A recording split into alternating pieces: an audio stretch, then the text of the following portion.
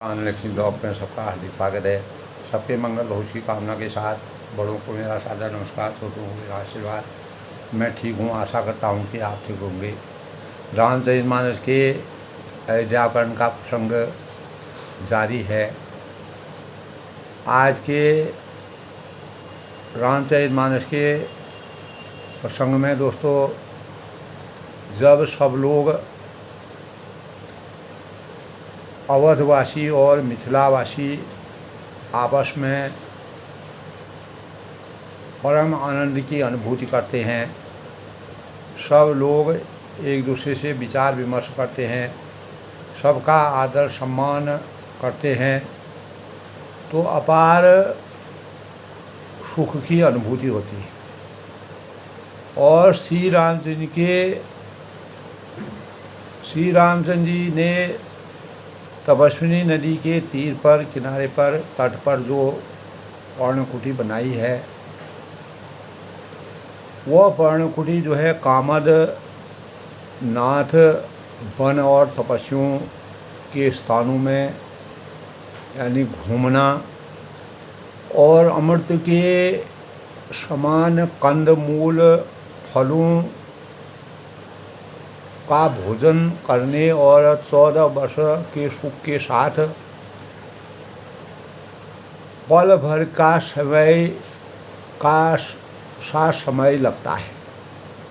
यानी जाते हुए जान ही नहीं पड़ेंगे कि लोग वहाँ पर आए हैं, काफ़ी दिन बीत गए हैं, भगवान राम जी की शरण में, भगवान राम जी के साक्षात दर्शन के लिए आए हैं।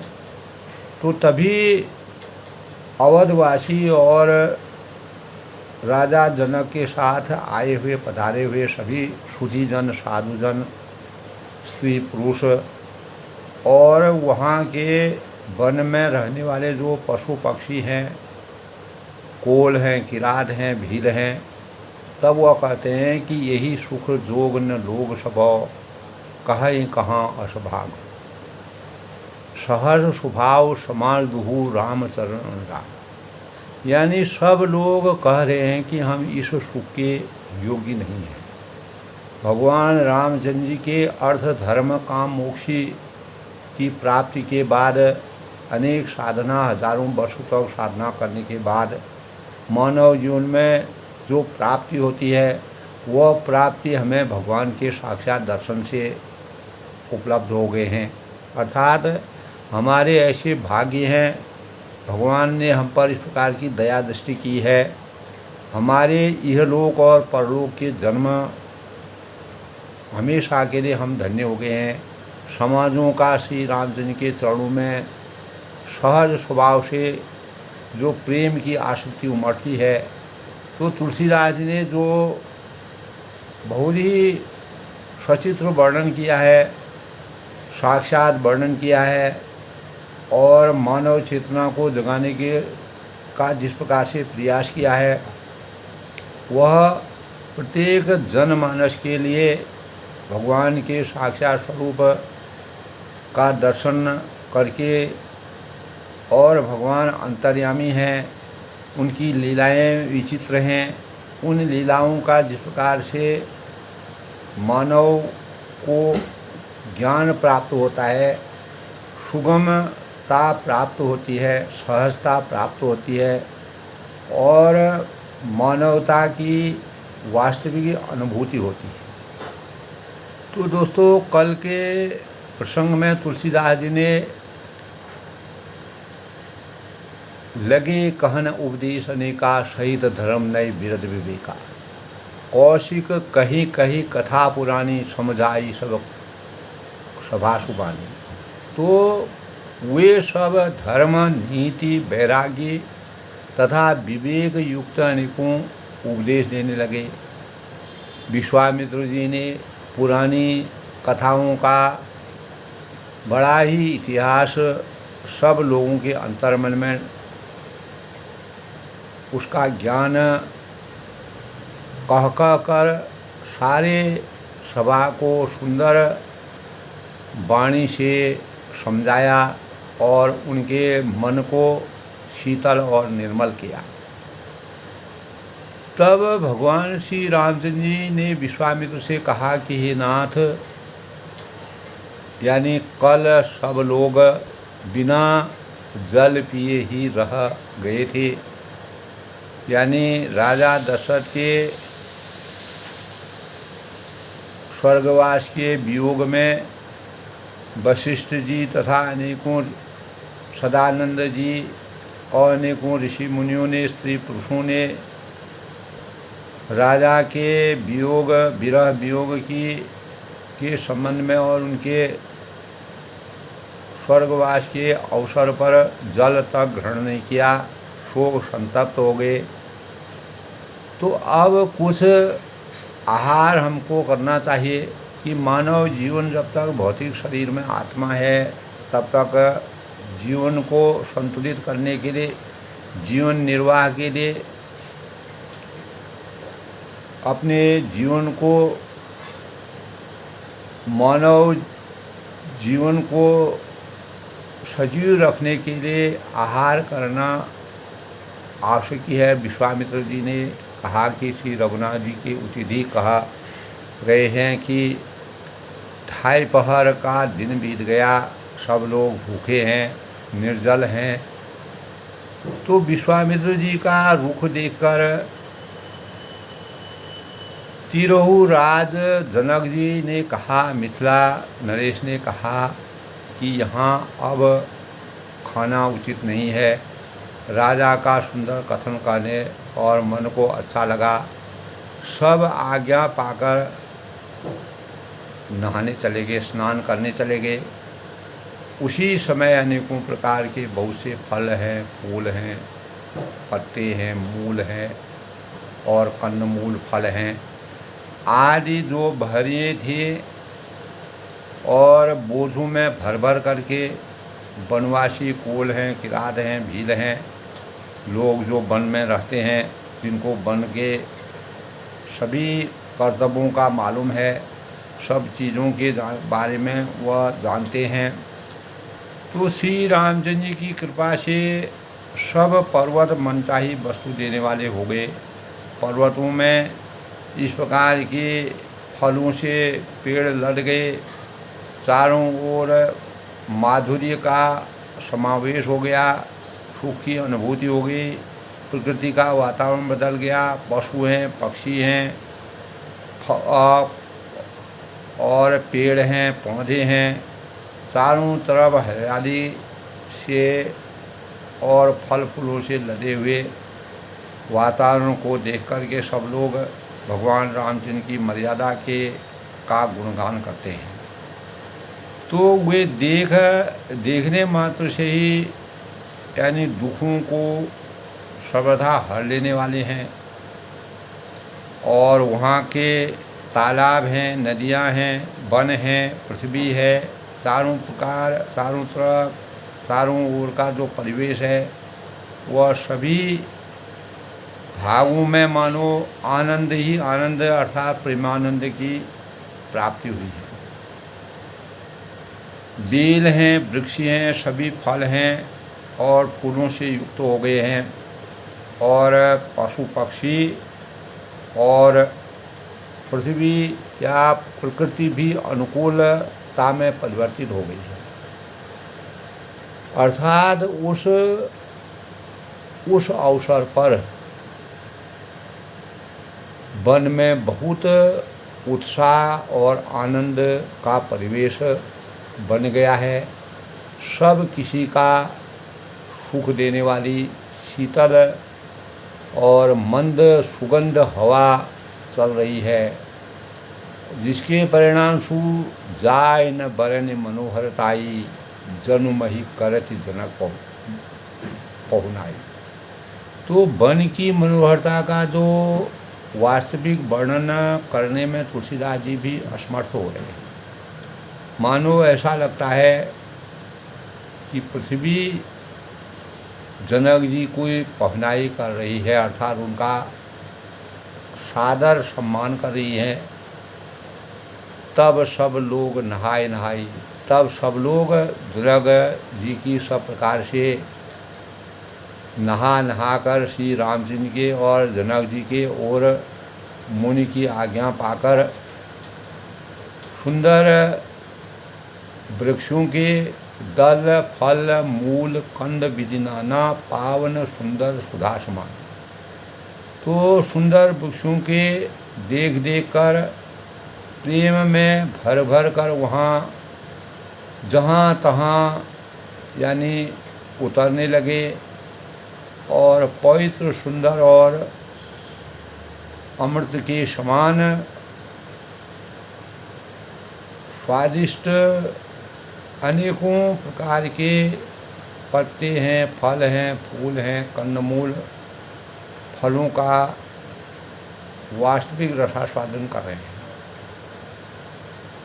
तो भगवान रामचंद्र जी सादर सबका राम गुरु उठव भरी भरी थार भार पूज पितर सुर अतिथि गुरु लगे करन रहा। तब सभी लोगों ने भगवान रामचंद्र जी के गुरु वशिष्ठ जी ने सबके पास बोझे भर भर कर आदरपूर्वक उन फलों को कंदमूल फलों को भेजा। तब वे पितर हैं, देवता हैं, सबका आशीर्वाद माता पिता हेतु में देवतम परम यह कर्तव्यम देवताभ्यम तादाभ्यम करोम्यहम अतिथि और गुरुओं की पूजा करके फलाहार करने लगे।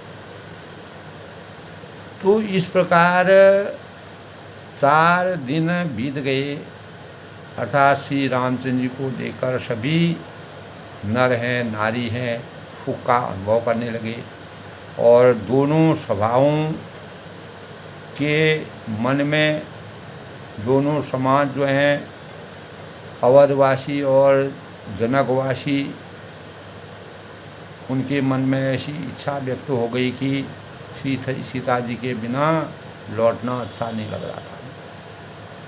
सीता राम संग बनवासु कोटि अमरपुर सरिस वासु परिहरि लखन राम वे देही जय घर भाव बाम विधि। यानी श्री सीता और राम जी के साथ वन में रहना करोड़ों देवलोकों के निवास के समान सुखदायक है। अर्थात श्री लक्ष्मण जी श्री रामचंद्र जी और श्री जानकी जी को छोड़कर जिसको घर अच्छा लगे विधाता उसको उसके भी विपरीत हो जाता।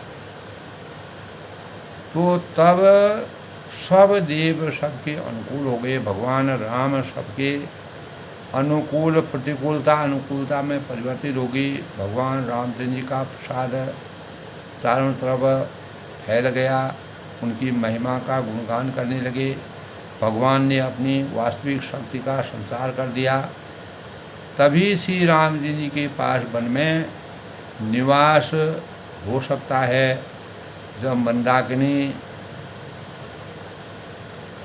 मंदाकिनी जी का तीनों समय स्नान और आनंद तथा मंगलों की माला समूह रूप श्री राम का दर्शन उन्हीं को प्राप्त होता है जिस पर भगवान का आशीर्वाद है। तो इस प्रकार यानी अटन राम गिरि वन तापस बल थल अटन राम गिरि वन तापस थल असुन अमीय सम कंद मूल फल सुख समेत संबद्ध द्विसाता सुख समेत संबद्ध द्विसाता पल सम होय न जनिय ही जाता। कल के प्रसंग में दोस्तों वर्णन करते हुए हम आज के प्रसंग की समीक्षा करेंगे। दोस्तों श्री रामचंद्र जी पर्वत कामदनाथ वन और तपस्वियों के स्थानों में घूमना और अमृत के समान कंदमूल फलों का सेवन करना 14 वर्ष सुख के साथ जो 14 वर्ष का समय है वह ऐसा लग रहा है कि वह पल भर का ही समय है, यानी पल भर में ही वह व्यतीत हो जाएगा। जाते हुए जान ही नहीं पड़ेगा, कुछ समझ में ही नहीं आएगा। तो यही सुख जोग न लोग सब कहे कहाँ असुभा। तब अयोध्या और मिथिला के जनवासी कहते हैं कि सब लोग कह रहे हैं कि हम इस सुख के योग्य नहीं हैं। भगवान रामचंद्र के सुख की अनुभूति का वास्तविक प्रसाद वही ले सकता है जिस पर भगवान का आशीर्वाद हो, उनकी कृपा हो, उनकी दया दृष्टि हो। हमारे ऐसे भागी कहाँ हैं। तो सहज सुभाए समाज दूँ रामचरण राग। और श्री दोनों समाजों में अवधवासी और मिथिलावासी भगवान के स्वरूप का दर्शन करते हुए और अवध वहाँ जहाँ राम निवास हो, भगवान जहाँ रह रहे हैं उस पर्णकुटी में तपस्वी नदी के तीर पर, तो वहाँ का वातावरण, वहाँ का परिवेश, वहाँ के फल फूल, पशु पक्षी, जीव जंतु में किस प्रकार की आभा का वर्णन तुलसीदास ने किया है। तो भगवान राम जी के चरणों में सह स्वभाव ही प्रेम है। तब यही विधि सकल मनोरथ करही बचन सप्रिय सुनत मन। तो इस प्रकार सब मनोरथ कर रहे हैं, उनके प्रेम युक्त वचन सुनते हैं और सिय मात ते समय पठाए। सुनने वाले के मनों को हर लेते हैं और दासी देख सुअवसर आई। उसी समय सीता जी के माता सुनैना जी जो हैं, सुनैना जी की भेजी हुई दासियां जो हैं कौशल्या जी की आदि से मिलने के लिए आती हैं। सुंदर अवसर देखकर उनसे परामर्श करती हैं। साव का सुने सब सिय सासु। तो उनसे कह सुनकर सीता जी सब सासुओं इसमें फुर्सत में हैं, यानी उनके पास समय है। आए हूँ जनक राज रनिवासु, और जनक राजा का रनिवास उनसे मिलने आया। संपूर्ण जनक यानी मिथिला नरेशी कौशल्या जी और सभी रानियों से मिलने आए। कौशल्या सादर सन्मानी। प्रभु राम जी की माता जी कौशल्या जी ने आदरपूर्वक उनका सम्मान किया, मान सम्मान किया, आसन दिए समय सब आनी, और सभी को उचित समय के अनुसार उचित भाव से आसन लाकर दिए। शील सने सकल दूरा, दोनों ओर सबके शील और प्रेम को देखकर आपस में तुलसीदास जी ने अवधवासी और मिथिलावासियों के आपसी सहयोग, प्रेम, करुणा, स्नेह का जो वास्तविक भावों का वर्णन किया है, उसको सुनकर कठोर वज्र भी पिघल जाते हैं, अर्थात पत्थर भी पिघल जाते हैं। कठोरता भी मृदुलता में परिवर्तित हो जाती है। पुलक शिथिल बन बार विलोचन, शरीर पुलकायमान और स्थिर है। नेत्रों में शोक और प्रेम के आंसू हैं, और सब अपने पैरों से नखों तक के जमीन कुदेरने और सोच में लगे हुए हैं। अगवा आखिर भगवान की यह लीला बड़ी अपरंपार है। सब सिय राम प्रीति सी मूर्त, सभी श्री सीता जी के प्रेम की मूर्ति सी हैं, अर्थात जन करुणा बहुवेश। मानो स्वयं करुणा की बहुत से वेश रूप धारण करके करुणा करके विशुर हो रही हो, अर्थात दुख कर रही हो। करुणा जो है दुख का अनुभव कर रही हो। सीता जी की माता सुनैना जी ने कहा कि विधाता की शीय मात कह विधि बुद्धि बाकी, जो पय फेनु फोर कपिटांत। तो सूर्यनारायण जी की माता ने कहा कि विधाता की बुद्धि बड़ी टेढ़ी होती है। भगवान की वास्तविक भगवान की गति और बुद्धि बड़ी टेढ़ी होती है, अर्थात जो दूध के फेन जैसी है का फेन हमको, जब हम फेन बनाते हैं तो दूध बहुत दिखाई देता है, लेकिन जब वह फेन समाप्त हो जाता है तो दूध हमको बहुत कम दिखाई देता है। उसी प्रकार विधाता की महिमा जो है अपरंपार है, वह देखने में कुछ है, करने में कुछ है, और लोग उसका अनुभव कुछ और करते हैं। कोमल वस्तु को सबको टांकी से फोड़ रहा है, ऐसा लग रहा है, अर्थात जो अत्यंत ही कोमल और निर्दोष है उन पर विपत्ति बहा रहा है। यह विधाता की गति है। भगवान रामचंद्र जी सरल और मधुर स्वभाव के हैं, अपने सेवकों पर दया दृष्टि करते हैं, लेकिन भगवान की लीलाएं हैं, उन लीलाओं को विधाता तक नहीं जान पाए। सुनिय सुधा देखी अहि गरल, सब करतूत करात, जहाँ तहाँ काक उलूक बकौ मानस सुकुट मरा। तब तुलसीदास जी कहते हैं कि अमृत केवल सुनने में आता है और विष जहाँ तहाँ प्रत्यक्ष देखे जाते हैं। अर्थात विधाता की सभी करतूतें अपार हैं, भयंकर हैं, यानी जहाँ तहाँ कौवे, उल्लू और बगुले ही दिखाई देते हैं। हंस तो एक मानसरोवर में ही दिखाई देता है और चीज़ सब जगह दिखाई देती है। तो वास्तविक जो स्वरूप है उसके दर्शन मात्र हंस के स्वरूप को भगवान के स्वरूप के रूप में माना गया है, और कौवे हैं, उल्लू हैं और बगुले हैं।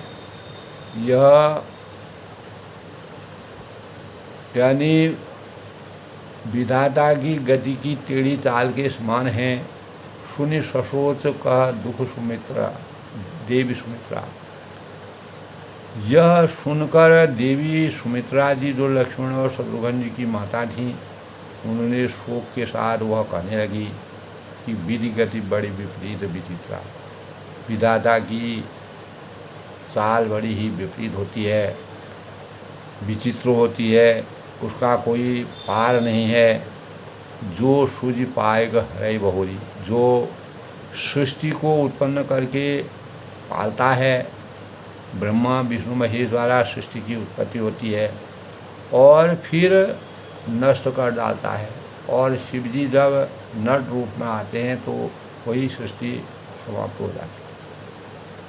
तो उनकी गति, कोई सृजन करता है, कोई पालनहार है, कोई संहार करने वाला है। अर्थात नौ सूझ पाले हरई बहोरी, बाल केली सम विधिमत पूर्ण, और फिर नष्ट कर डालता है। अर्थात विधाता की जो बुद्धि है वह बालकों के खेलने के समान भोली और विवेक शून्य है, कुछ समझ में नहीं आती है। कौशल्या का दोष न कहो। तब कौशल्या जी कहती हैं, भगवान राम जी की माता कहती हैं कि किसी का भी दोष इस संसार में नहीं है, और दुख सुख जो है कर्म विवश दुख सुख क्षति लाभ, दुख और सुख हानि लाभ सब कर्म के अधीन है। जो जस करें तस फल पाखा, कर्महीन नर पावत। तो कर्मण्येवाधिकार माँ फतेह फलात्मा। तो हानि है, लाभ है, सुख है, दुख है, यह सब कर्म के अधीन है। हम जैसे कर्म करेंगे वैसे फलों की हमको प्राप्ति होगी, उस प्रकार से हमको लाभ और हानि होगी, उसी प्रकार से हमको सुख दुख होगा। कठिन कर्म गति जान विधाता। तो कौशल्या जी कहती हैं कि कर्म की गति बहुत ही दूर दुर्विज्ञेय है, अर्थात कठिन है। उसे विधाता ही जानते हैं, जो इस सृष्टि के निर्णायक हैं, जो शुभ और अशुभ सभी फलों को देने वाले। ईश रजाई शीश सभी के, ईश रजाई शीश सभी के, उत्पत्ति स्थिति लय विषयों अमी के, अर्थात ईश्वर की आज्ञा सभी के सिर पर है। भगवान सबके लिए सम रूप हैं, उनकी दृष्टि सब पर है। कस्तूरी कुंडल वशे मृग ढूंढे बलमाए, ऐसे खटखट राम है दुनिया देखिए माए ना है। तो भगवान ईश्वर की आज्ञा सभी के शिरोधारी है, सभी के लिए बराबर है। उत्पत्ति स्थिति लय विषय अमी की, उत्पत्ति और स्थिति अर्थात पालन और लय यानी संहार तथा अमृत और विष को भी सिर पर है। भगवान मर्यादा यानी जो विधाता की गति है, चाहे वह अमृत का सेवन करे विष का सेवन करे, तो उसका सेवन करना कभी कभी विष भी अमृत बन जाता है। जिस प्रकार समुद्र मंथन के समय भगवान शिव ने विष पान करके अनेकों लोगों का, देवताओं के जीवन का भरण पोषण किया, उनका रक्षा की और वे नीलकंठ कहलाए। तो वही विष उनके जीवन में, उनके शरीर में अमृत बन के रहा और उसी के अधीन, इसीलिए विधाता की गति का वर्णन बड़ा ही विचित्र है। विधि प्रपंच अचल अनादि, ये देवी मोह वश शोध करना यानी व्यर्थ है। मोह माया में फंस करके उसके लिए शोध करना यह मानव जीवन के लिए उचित नहीं है। विधाता का प्रपंच ऐसा ही अचल और अनादि है, जिसका न आदि है न अंत है। भूपति जियत मरब उरानी, महाराज दशरथ जी के मरने और जीने की बात तो हृदय में याद करके जो चिंता करती हैं, सोचिव सखी लसी निज हित हानि, वह तो हे सखी सी माँ तो कह सत्य सुबानी, हम अपने ही हित की हानि देखकर स्वार्थवश, क्योंकि राजा के ऊपर हम आश्रित थे, हमारा स्वार्थ था, तो राजा के स्वर्गवास का समाचार सुनकर हमारे अंदर स्वार्थ की अनुभूति थी, इसलिए हम शोक करते हैं, दुख करते हैं। हम अपने हित के लिए हानि देखकर स्वार्थवश रोते हैं, बिलखते हैं, परेशान होते हैं। और सीय माँ तो कह सत्य सुमानी, इसलिए सीता जी की माता ने कहा कि आपका जो कथन है वह उत्तम और 100% सत्य है, इसी में सच्चाई है। सुकृति अवधि अवधपति ब्राह्मण, यानी आप पुण्यात्माओं के सीमा रूप अवधपति महाराज दशरथ जी की पत्नी हो, रानी हैं, फिर भला ऐसा क्यों न कहेंगी, क्योंकि आप सब कुछ जानती हैं। आपको इस ईश्वर अंश जीव अविनाशी इस चीज़ का पूरा भौतिक सुखों की आसक्ति और परमात्मा के प्रति स्नेह, प्यार, श्रद्धा, उसमें क्या अंतर है उसके बारे में आप जानती हो। लखन राम सिय दाह बनो, फल परिणाम न को कोच गही बरी हिय कह कौशल्या मोई भरत पर। तब जो है तब कौशल्या जी ने, भगवान राम जी की माता कौशल्या जी ने दुख भरे हृदय में कहा कि श्री राम, लक्ष्मण और सीता वन में जाएं। इसका जो परिणाम है तो अच्छा ही होगा। भगवान जो करते हैं उसमें कुछ न कुछ भलाई होती है और बुरा नहीं हो सकता है, कुछ न कुछ। इसीलिए देवताओं, भगवान ने जो है वन में जाकर के अनेक प्रकार के जो दुखी थे, दीनहीन थे, राक्षसों के आतंक से परेशान थे, तो उनको कितना सुख मिलता है देवताओं को। तो मुझे तो भरत की चिंता जाती है। ये जो है कौशल्या जी कहती हैं, ईश प्रसाद आशीष तुम्हारी, सुत बधु देव सरिबारी। तो ईश्वर के अनुग्रह और आपके आशीर्वाद मेरे चारों पुत्र और चारों बहुएं गंगा जी के जल के समान पवित्र हैं, क्योंकि राम शपथ में कीन मिलाऊं।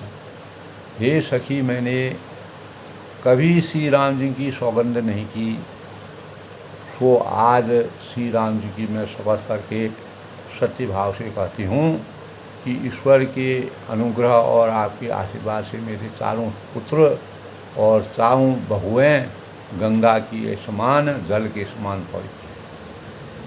भरतशील गुण विनय बड़ाई, भायप यानी भगति भरोस भलाई, भायपी भगत भरोस भलाई, कहत स आ शारदहूँ करमति, हीचे सागर शिव न जाय नीचे। तो भरत के शील, गुण, नम्रता, बड़प्पन और भाईपन, भ्रातृत्व, प्रेम, भक्ति, भरोसे और अच्छेपन का जो वर्णन करने से सरस्वती जी भी की बुद्धि भी हिचकती है। कहत शारदहु, शारदा भी हिचकती हैं। मति हीचे सागर शिव की जाएं नीचे, और शिव से कहीं समुद्र उलीचा जा सकता है, अर्थात नहीं। तो परम आसक्ति परमात्मा के परम पुनीत भरत जी का शील, गुण, विनय की जो बड़ाई है उसमें अपार क्षमता छुपी हुई है। जानो सदा भरत कुल दी। तो मैं भरत को सदा कुल का दीपक मानती हूँ। बार बार मुझे कहूँ मही। और महाराज भी बार बार मुझे यही कहा करते थे कि कसें कनक मन पारिख पाए, कि सोना कसौटी पर कसे जाने पर, और जब रत्न परखा या जौहरी जो होता है, जो रत्न की परख जिसको होती है कि मिलने ही पहचाना जाता है, जब उसकी परख होती है, वास्तविक छवि का वर्णन होता है, तो जैसे ही पुरुष को पुरुष की परीक्षा का समय पड़ने पर उसके स्वभाव ही उसका चरित्र देखकर हो जाती है, अर्थात उसके कार्य, उसके कर्म, उसकी निष्ठा के भाव, जो भगवान राम जी के प्रति भरत जी की जो निष्ठा भाव थे, जो प्रेम भाव थे, भातृत्व भाव थे, वह जो है जिस प्रकार जौहरी को, एक रत्न की वास्तविकता का ज्ञान होता है, उसी प्रकार भरत जी के शील का ज्ञान हमको है। अनुचित आज कहब असमोरा, शोक सनेव शयान थोरा, सुनि सुर सरिसम पावन बानी, भई स्नेह विकल बरानी। किंतु आज मेरा ऐसा कहना भी अनुचित है, क्योंकि शोक और स्नेह में शयनापन, विवेक यानी कम हो जाता है, क्योंकि लोग कहेंगे कि मैं स्नेह पर भरत जी की बड़ाई कर रही हूँ। वास्तविक चीज़ सामने आ जाती है, सत्य होता है, सत्य को कोई छुपा नहीं सकता है। तब सुनि सुरसरि सम पावनि मानी भई स्नेह विकल सदराम। तो कौशल्या जी के गंगा के समान पवित्र करने वाली वाणी सुनकर सब रानियां स्नेह में के मारे विफल हो गई। इतना यानी स्नेह में विकल हो गई हैं, पूर्ण व्याकुल हो गई हैं। और कौशल्या का धीर धरी सुनहु देव मिथिलेश। तब कौशल्या जी ने फिर धीरज धरकर कहा कि हे देवी मिथिलेश्वरी, यानी जनक जी की पत्नी सुनैना जी से उन्होंने कहा कि सुनिए, को विवेक निधि बल भई, सुनिए ज्ञान के भंडार श्री जनक जी, प्रिया आपको कौन उपदेश दे सकता है। आप ज्ञान के अपार भंडार हैं और विधि की रचना को जानते हैं, और हम आपको ज्ञान नहीं दे सकते हैं। लेकिन भरत जी का ज्ञान, भरत जी का जो स्वभाव है, जो उनके कार्य हैं, वह उसकी परख वही कर सकता है जिसके साथ वह रहते हैं। उनके गुण, उन्होंने विवेक का जो कार्य उनके जीवन में उन्होंने किया है, सबकी बातों को सुन करके अपने विवेक का प्रयोग करते हुए जब उन्होंने वन की तरफ, वन में आने का निश्चय किया, तो समस्त राजपाट की भौतिक अपेक्षाओं की को छोड़ करके वन के मार्ग को अपनाना उचित समझा। क्योंकि नीति, मर्यादा और संस्कारिक जीवन की पराकाष्ठा भरत जी के चरित्र में पूर्ण रूप से विकसित थी। इसी के परिणाम स्वरूप कौशल्या जी ने भरत जी के चरित्र का पूर्ण गुणगान किया, और वह भगवान रामचंद्र के वास्तविक सामर्थ्य प्राप्त करने में पूर्ण रूप से खरे निकले। तो दोस्तों, आज के प्रसंग में अपनी वाणी को विराम देते हुए रामचरितमानस के अयोध्याकांड में तुलसीदास जी ने जिस प्रकार का वर्णन भरत जी के चरित्र का किया है, वह सभी रानियों को कितना सौहार्दमय वातावरण में, और जनक जी की पत्नी सुनैना जी से उनका गुणगान कौशल्या जी करती हैं। वास्तविक परख का ज्ञान में जब उसको तलाशा जाता है, उसका वास्तविक चीज़ बाहर निकलती है, तभी वही भरत जी के चरित्र में है। जिस प्रकार जौहरी जो है वह वास्तविक सोने की परख करता है, उसी प्रकार माता पिता को अपने संतान की वास्तविक परख का मालूम होता है। आज के प्रसंग में अपनी वाणी को विराम देता हूँ। कल फिर मिलते हैं नए प्रसंग किया। तब सब मैं सबका अभिनंदन करता हूँ, स्वागत करता हूँ, सबके मंगल भविष्य कामना के साथ। सबका जय श्री राम।